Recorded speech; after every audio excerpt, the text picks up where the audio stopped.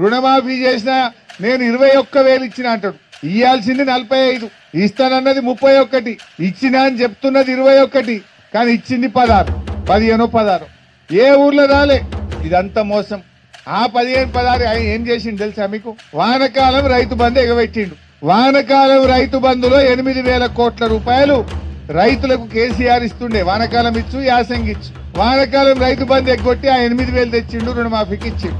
రెండవది ముసలోళ్ళకి 2,000 పింఛన్ ఇస్తే నెలకు 1,000 కోట్లు అవుతాయి. ఈయన 4,000 ఇస్తా అన్నాడు. 4,000 ఇయ్యగానే 2 నెలల పింఛన్ ఎగ్గొట్టిండు. అంటే అవి 2,000. ఆ 2,000 ఇటు మళ్ళీ ఇచ్చిండు. వృద్ధుల పింఛన్ 2,000 ఎగ్గొట్టిండు, రుణమాఫీకి కలిపిండు. వానకాలం రైతు బంధు ఎగ్గొట్టిండు, 8,000 ఇటు కలిపిండు. కేసీఆర్ ఉండగా బతుకమ్మ చీరలు, రంజాన్ చీరలు, క్రిస్టమస్ చీరలు వచ్చు. అవో 1,000 కోట్లు ఎగబెట్టిండు, దాన్ని ఇటు మలిపిండు.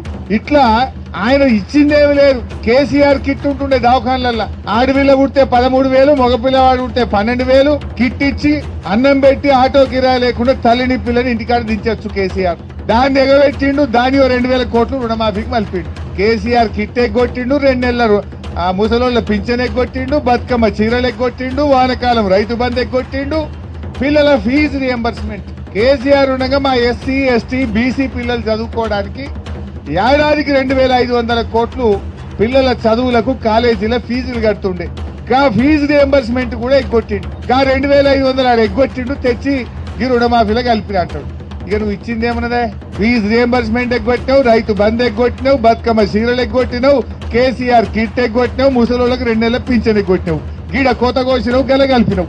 నువ్వు ఇచ్చింది ఏమున్నది అని నేను అడుగుతా ఉన్నా. నువ్వు చేసిన హామీ ఏంది అని నేను అడుగుతా ఉన్నా.